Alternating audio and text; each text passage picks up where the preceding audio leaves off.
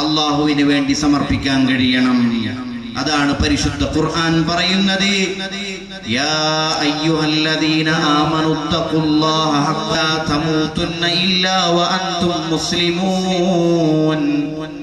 നിങ്ങൾ അല്ലാഹുവിൻ്റെവരാണ്.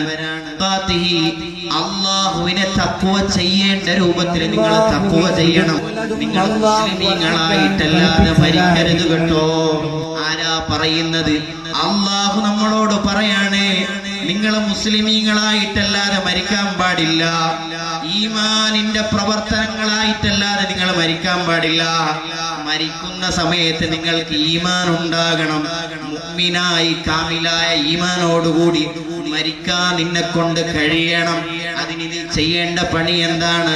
ഇത്തഖുല്ലാഹ്. നിന്റെ ജീവിതത്തിന്റെ മുഴുവൻ ഭാഗങ്ങളിലും അല്ലാഹുവിന് വേണ്ടിയുള്ള ബോധത്തോടുകൂടി നീ ജീവിക്കണം കേട്ടോ. അങ്ങനെ നീ ജീവിക്കുമ്പോ അല്ലാഹു എല്ലാ വഴികളും നിനക്ക് തുറന്നു തരും. വലിമൻ ഖാഫ മഖാമ റബ്ബിഹി ജന്നതാൻ.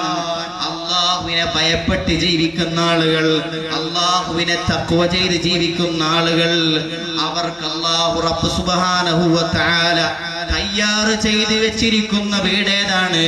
സ്വർഗമെന്ന വീടാണ്. എല്ലാ സുഖാഡംബരങ്ങളും നിറഞ്ഞു നിൽക്കുന്ന സ്വർഗമെന്ന വീട് അല്ലാഹുവിനെ ഭയപ്പെട്ട് ജീവിക്കുന്ന മനുഷ്യന് അല്ലാഹു തയ്യാറ് ചെയ്ത് വെച്ചിരിക്കുന്നു. അവൻ അല്ലാഹു നൽകിയിരിക്കുന്നു. എന്തുകൊണ്ട്? അവന്റെ മനസ്സ് മുഴുവനും അല്ലാഹ് എന്ന ചിന്തയിലാണ്. മുഴുവൻ സമയങ്ങളും അല്ലാഹുവിന്റെ ചിന്തയാണ്. അവന്റെ മുന്നിലേക്ക് ഏത് തെറ്റുകൾ വന്നാലും, അവന്റെ മുന്നിലേക്ക് ഏത് പ്രശ്നങ്ങൾ വന്നാലും, തെറ്റ് ചെയ്യാനുള്ള എത്ര അവസരങ്ങൾ ലഭിച്ചാലും അവന്റെ ചിന്തയിലുള്ളത് അല്ലാഹു. അല്ലാഹുവിനെ എനിക്ക് വല്ലാത്ത പേടിയാണ്. ഈ വിഷയത്തിൽ ഞാൻ അല്ലാഹുവിനെ വഴിപ്പെടുന്നവനാണ്. തെറ്റ് ചെയ്യാൻ എന്നെ കൊണ്ട് കഴിയൂല. തെറ്റിൽ നിന്ന് മാറി നിൽക്കാനുള്ള മനസ്സുണ്ടോ? അവന്റെ ഖൽബിൽ അല്ലാഹുവിന്റെ തഖ്വയുണ്ട് കേട്ടോ. തെറ്റ് ചെയ്യാൻ എത്ര അവസരങ്ങൾ കിട്ടും. ഇന്നൊക്കെ ഈ മൊബൈൽ ഫോണിലൂടെ എത്ര തെറ്റുകൾ ചെയ്യാൻ കഴിയും. പഴയ കാലത്തൊക്കെ തെറ്റ് ചെയ്യണമെങ്കിൽ കുറെ പ്രയാസം ഉണ്ടാവായിരുന്നു. വയസ്സായ ആളുകളോട് ചോദിച്ചു നോക്കി, പഴയ കാലത്തെ പ്രേമങ്ങളൊക്കെ ചോദിച്ചു നോക്കി എന്തായിരിക്കും. ഇന്നൊക്കെ പ്രേമ എന്ന് പറഞ്ഞാൽ തന്നെ നമ്മളെ കാലിന്റെ അടിയിലുള്ളതാണ്. നമുക്ക് വേണ്ട സമയത്ത് എടുക്കാം, വേണ്ട സമയത്ത് തിരിച്ചു വെക്കാം. മാറി, ലോകങ്ങളൊക്കെ മാറി. അപ്പൊ തഖ്വ എന്നുള്ളത് നമ്മുടെ ജീവിതത്തിന്റെ ഭാഗമായി മാറണം. തെറ്റിലേക്ക് അവസരങ്ങൾ ലഭിക്കുമ്പോൾ പഴയ കാലത്ത് ആളുകൾ ചെയ്തതെന്തായിരുന്നു? നമുക്കൊക്കെ അറിയുന്ന വിഷയമാണ്. 3 ചെറുപ്പക്കാർ ഒരു ഗുഹയുടെ ഉള്ളിലേക്ക് പോയ സമയത്ത് ഗുഹയുടെ ഭാഗം അടഞ്ഞുപോയി. ആ ഭാഗം അടഞ്ഞുപോയി. അവർക്ക് പുറത്തേക്ക് വരാൻ കഴിയുന്നില്ല. അതിൽ 2 ചെറുപ്പക്കാരും അവർ ജീവിതത്തിൽ ചെയ്ത സൽക്കർമ്മങ്ങളെ കുറിച്ച് റബ്ബിനോട് ബോധ്യപ്പെടുത്തുകയും അല്ലാഹുവിനോട് ദുആ ചെയ്യുകയും ചെയ്തു. അതിൽ 3-മത്തെ ഒരു ചെറുപ്പക്കാരൻ, ആ ചെറുപ്പക്കാരൻ പറയുന്നത് കാണാം, എന്റെ ഉപ്പയുടെ സഹോദരൻ ഒരു മകളുണ്ടായിരുന്നു. നല്ല സുന്ദരിയായ ഒരു മകളുണ്ടായിരുന്നു.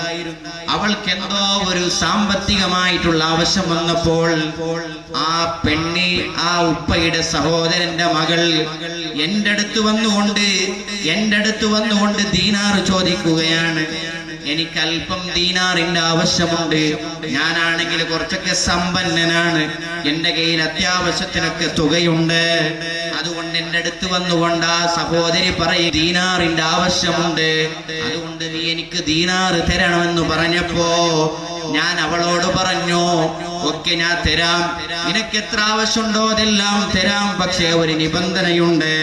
അലാ അൻ തുഖല്ലിയ ബൈനി വബൈന നഫ്സിഹാ. നിന്റെ ശരീരം ഒന്ന് എനിക്ക് തരണം. നിന്റെ ശരീരവുമായി സുഖിക്കാനുള്ള ഒരു അവസരം എനിക്ക് തരണം. എന്നാ നീ ചോദിക്കുന്നതിനേക്കാൾ ഡബിളായിട്ടുള്ള ക്യാഷ് ഞാൻ നിനക്ക് നൽകാം.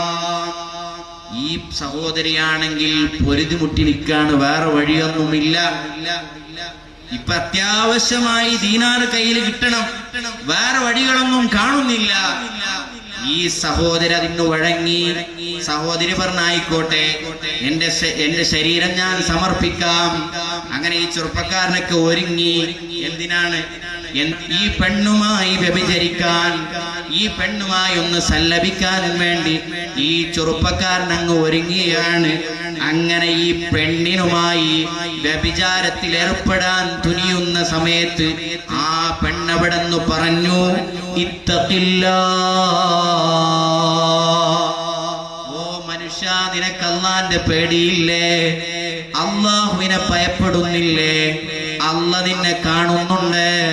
അല്ലാഹു ഷാഹിദി, അല്ലാഹു നാദിരി, അല്ലാഹു മഈ എന്നുള്ള ഒരു വചനം നിന്റെ മനസ്സിലില്ലേ?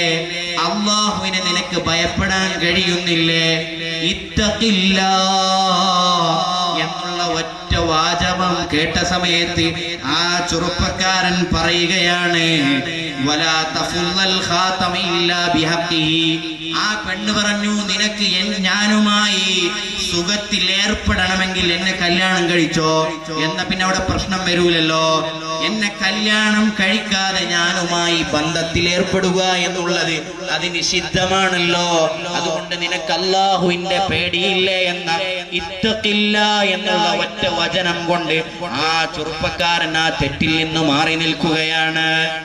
ഈ സംഭവം ആ ചെറുപ്പക്കാരൻ അല്ലാഹുവിനോട് പറയാണ്, പടച്ചോനെ, ഞാൻ ആ ചെയ്ത കാര്യം വലിയ നന്മയുള്ളതാണെങ്കിൽ, അത് അല്ലാഹുവിന്റെ നിന്റെ അരികിൽ വലിയ കൂലിക്ക് സാധ്യതയുള്ളതാണെങ്കിൽ, തെറ്റ് ചെയ്യാനുള്ള അവസരം ലഭിച്ചപ്പോൾ ഞാൻ ആ തെറ്റിൽ നിന്ന് മാറി നിന്നത് വലിയ സുഹൃതമാണെങ്കിൽ ഈ ഗുഹയുടെ ഒരു ഭാഗമൊന്ന് തുറന്നു തരണം. തുറന്നു കൊടുത്തു. ഈ മൂന്നാളുകളും ഗുഹയിൽ നിന്ന് പുറത്തേക്ക് പോയി.